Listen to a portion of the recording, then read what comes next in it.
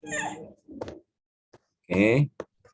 Assalamualaikum warahmatullahi wabarakatuh. Waalaikumsalam warahmatullahi wabarakatuh. Ya, syukur alhamdulillah hari ini kita bisa ketemu lagi ya Mbak Askia dalam kondisi sehat walafiat. Tanggal berapa ini? Tanggal 2 ya? Ya. Tanggal 2 Januari tahun 2023. Oke. Kita lanjutkan, sekarang masih fisika dulu, karena biar satu topik bahasan tentang magnet selesai ya.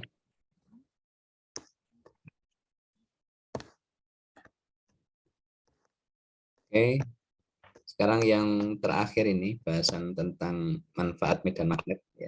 Topik magnetnya ini kayaknya terakhir, yaitu manfaat medan magnet. Ya, kemarin kita sudah mengulas gaya Lorentz, kemudian kemagnetan bumi, sama magnet dan karakteristiknya ya. Nah, sekarang aplikasi medan magnet atau penggunaan pemanfaatan medan magnet dalam kehidupan sehari-hari. Nah, kita mulai. Nah, sekarang yang pertama, yang memanfaatkan medan magnet itu juga hewan ya, memanfaatkan. Selain juga manusia. Nanti kita bahas manusia menggunakan medan magnet untuk membuat apa itu kalau manusia. Nah, kalau hewan menggunakan medan magnet itu untuk keperluan hidup mereka. Nah, untuk apa itu juga? Nah, ini untuk migrasi. Jadi migrasi hewan, perpindahan hewan dari satu wilayah ke wilayah yang lain. Nah, dari satu lautan samudra ke samudra yang lain. Nah, tujuan mereka bermigrasi ya itu memang hampir sama, hampir mirip dengan tujuan manusia bermigrasi.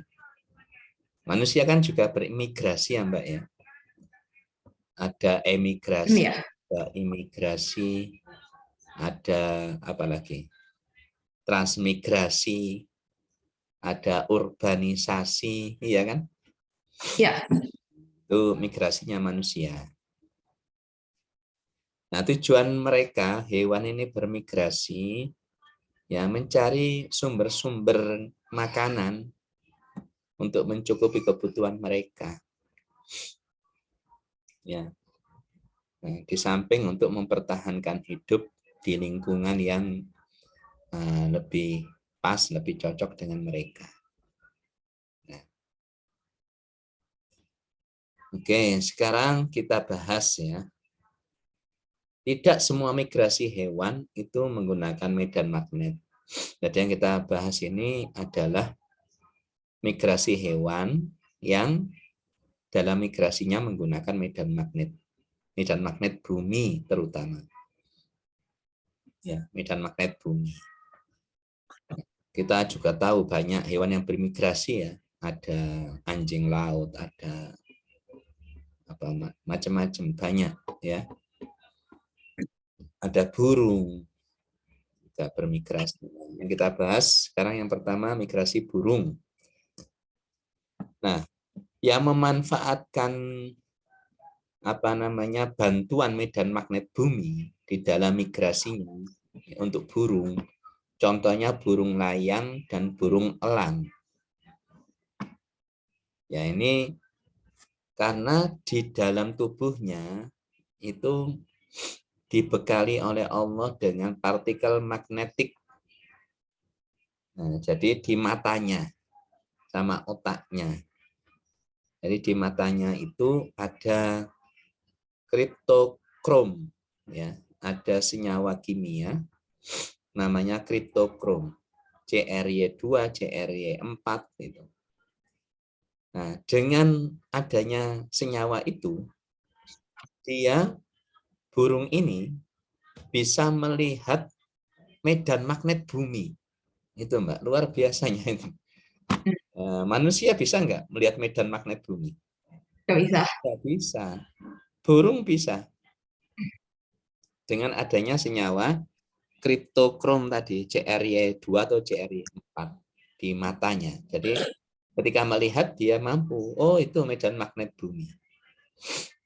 Nah, dengan begitu dia bisa membuat peta navigasi, ya, peta navigasi. Nah, jadi nggak akan tersesat, itu, ya, nggak akan tersesat. Walaupun apa jaraknya yang ditempuh itu nggak satu kota dengan kota yang lain, tapi satu negara dengan negara lain jaraknya, atau satu samudra ke samudra yang lain. Perjalanannya jauh. Nah, kalau dulu ada burung merpati pos ya. Ya dulu kan kalau ngirimkan surat ya nggak mungkin lah ada apa namanya WA atau SMS kan begitu ya. Atau Pak Pos yang bajunya kuning, oranye, motornya warnanya oranye. Terus apa namanya tasnya yang di belakang untuk membawa surat yang banyak juga warnanya oranye, helmnya oranye, tulisnya Pos Indonesia tulisannya ya. Iya. Enggak ada, pakai burung merpati. Nah kok nggak tersesat? Nah itu.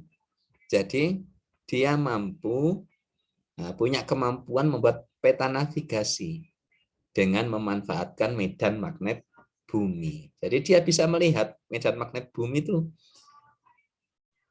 ada di mana, kemudian kota yang dituju itu medan magnet yang mana, begitu. Cuma memang sebelumnya merpatinya ini, merpati posnya ini sudah dilatih untuk pergi, terus pulang lagi ke sarangnya, pergi, pulang lagi ke sarangnya, kan gitu. Nah, ketika sudah terlatih begitu, tinggal disuruh ngirimkan surat ke mana. Nah, ini migrasi burung ya, yang memanfaatkan medan magnet bumi. Jadi mereka bisa membuat peta navigasi. Manusia nggak bisa membuat peta navigasi tanpa bantuan peralatan, ya Mbak ya. Tanpa bantuan peralatan. Jadi kalau penjelajah alam itu ya, termasuk hiker, itu yang pertama mereka membawa kompas. Nah, di dalam hutan itu kan bawa kompas. Yang kedua, membawa peta navigasi yang offline. Nah, peta navigasi online yang jelas repot. Di tengah hutan belantara susah mencari sinyal sinyal HP ya. Sinyal HP susah, makanya navigasi offline jadinya. Nah, itu bentuknya peta kalau navigasi offline yang kita bawa itu. Kayak peta perjalanan. Nah, kalau burung sudah peralatannya sudah ada dalam dirinya itu. Ya. Dengan menggunakan medan magnet bumi. Oke, ini yang pertama. Yang kedua, Mbak Askia suka ikan salmon. Nggak tahu. Tahu ya bentuknya ikan salmon. Suaranya Suaranya putus-putus. kenapa? Putus-putus. Oh, enggak. Suara saya putus-putus. Terus. Oh, aku cek. Ya, oke, kita lanjut ya. Hmm. Jadi ikan salmon itu lingkungan hidupnya, habitatnya berada di Samudra Atlantik dan Samudra Pasifik. Ya.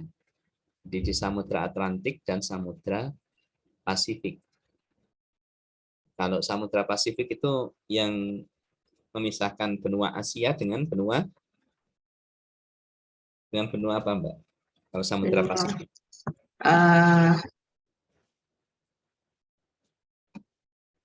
Nggak tahu. Benua Amerika. Ah, Di tengah-tengahnya itu apa? Di tengah-tengahnya benua Amerika sama benua Asia, itu kan Samudra Pasifik gitu. ya. Terus muter ke benua Amerika, itu ada Samudra Atlantik. Kalau Samudra Hindia, Samudra Indonesia itu di bawah laut selatannya Indonesia, di bawahnya, di atasnya Australia. Itu Samudra Hindia, samudra yang terluas ya. Ikan salmon melakukan, jadi dia itu habitat aslinya itu adalah air tawar, Mbak. Di air tawar ya lahir. Lantas dia bermigrasi ke lautan. Nah, bisa mendeteksi sungai Fraser. Nah, sungai ya, berarti kan air tawar ini. Jadi dia bermigrasi ke lautan, nanti kembali lagi ke lingkungan air tawar, sungai Fraser kalau di Kanada. Sungai Fraser mempunyai medan magnet tertentu, luar biasa. Ya. Ikan salmon itu bisa mengenali medan magnet dari sungai Fraser. Jadi nggak keliru sungai. Gitu. Jadi nggak keliru sungai. Nggak perlu ada rambu-rambu lalu lintas. Ya. Nggak perlu ada rambu-rambu lalu lintas di dalam parkir, jalan lurus, jalan belok kanan, nggak perlu.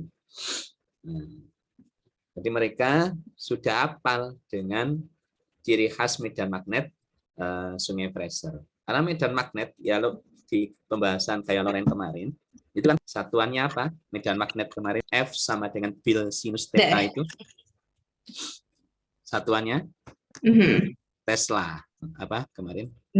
Weber per meter persegi. Ya. Berarti kan punya nilai masing-masing daerah di muka bumi itu jelas punya nilai medan magnet tertentu, ya berapa Tesla. Nah, ini ikan salmon sudah apal. Sungai tempat saya kembali pulang itu adalah Sungai Fraser dengan nilai sekian medan magnetnya. Walaupun mereka bisa jadi nggak ngerti dengan angka atau satuan Tesla itu. Ya. Nah, ini ikan salmon. Oke, sebelum dilanjut, ada yang ditanyakan dulu? Jadi hewan-hewan yang bisa deteksi